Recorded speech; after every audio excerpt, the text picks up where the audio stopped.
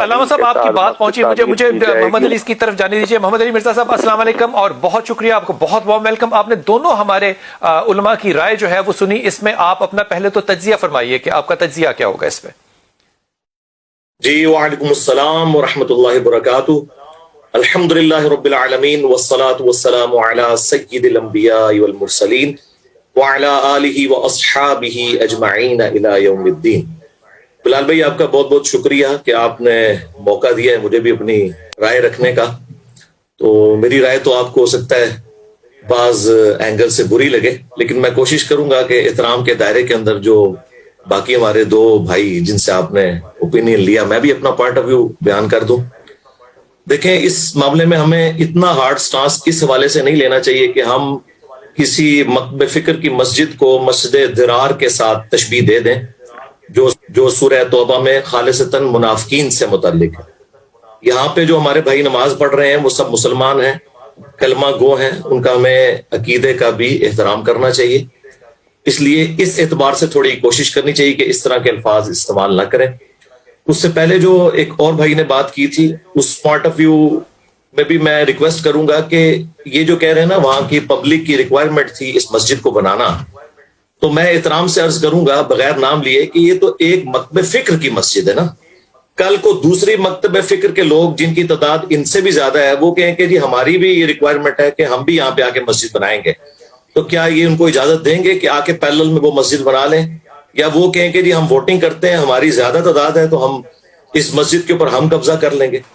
تو اسلام میں اس طرح کی مساجد بنانے کی قطعاً کوئی اجازت نہیں ہے جی، اور یہ بات سب کو پتہ ہے۔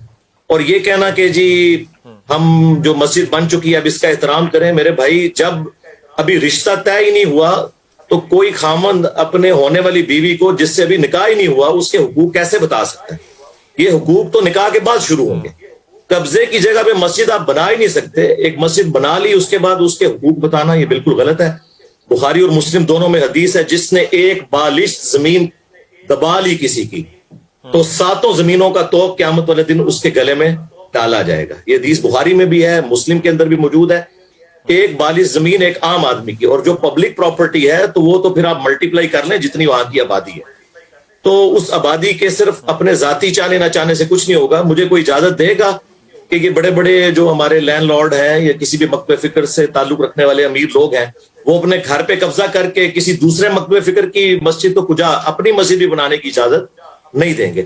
لہذا یہ معاملہ بڑا سینسٹیو ہے اور شریعت میں اس کی بڑی ممانعت ہے۔ صحیح بخاری میں حدیث ہے کہ جس نے بھی معافی تلافی کروانی ہے حقوق العباد کے معاملے میں تو دنیا میں کروا لے، آخرت میں درہم اور دینار نہیں ہوں گے بلکہ اپنی نیکیاں دینی ہوں گی، اور جب نیکیاں ختم ہو جائیں گی تو پھر برائیاں دوسروں کی اس کے ذمہ ڈالی جائیں گی۔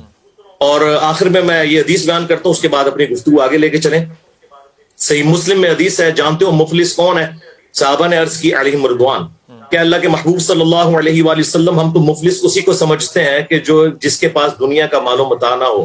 تو آپ علیہ السلام نے فرمایا میری امت کا مفلس وہ ہے جو قیامت والے دن پہاڑوں پہاڑ ڈھیروں ڈھیر نماز روزہ حج زکوٰۃ کی نیکیاں لے کر آیا، لیکن اس حال میں کہ دنیا میں کسی کا مال دبایا، کسی کا خون بہایا، کسی کو مارا پیٹا۔ نبی علیہ السلام نے کئی ایک گناہ حقوق العباد سے متعلق گنوار کر کہا کہ اس کے عوض وہ شخص آ کر جو جن کا اس نے حق دینا ہوگا نیکیاں لے جائیں گے، اور اینڈ پہ اس کی ساری نیکیاں ختم ہو جائیں گی۔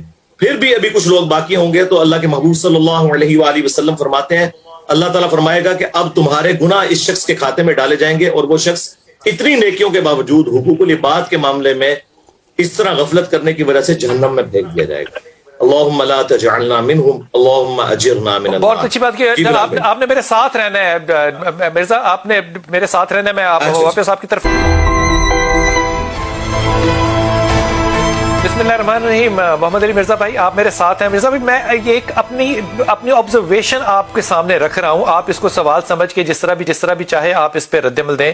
میری بحث یہ نہیں ہے یا میں یہ نہیں سمجھنا چاہتا کہ جیسے 400 ارب لے کے کسی زمین کے قبضے کی زمین کو لیگلائز سپریم کورٹ کر دے تو ہم کہیں کہ یہ مثال مساجد کے لیے بھی ہے۔ میرے خیال میں تقدس مساجد جیسے سورہ حج دیکھیں تو وہ بہت ہے، اس پہ کوئی دو رائے نہیں ہے۔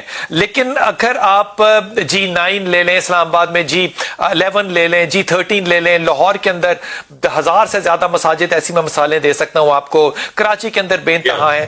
کیا ہم یہ قانون بنا رہے ہیں کہ شریعت کا اطلاق جو ہے وہ قبضے کے بعد یا کسی بھی طریقے سے ہم بعد میں کر لیں؟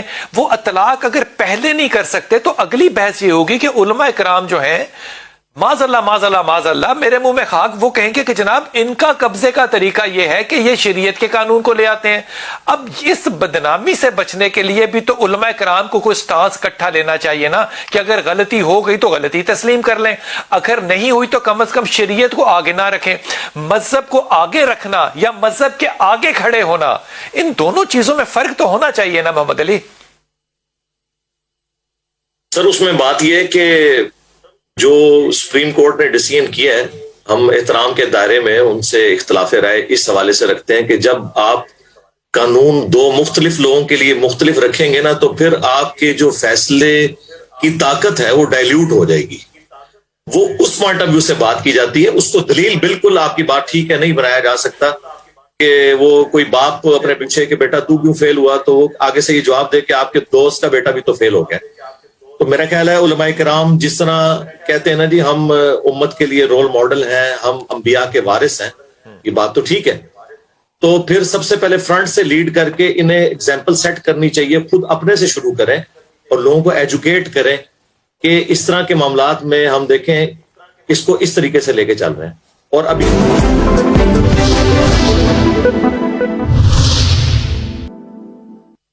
سعید آپ کو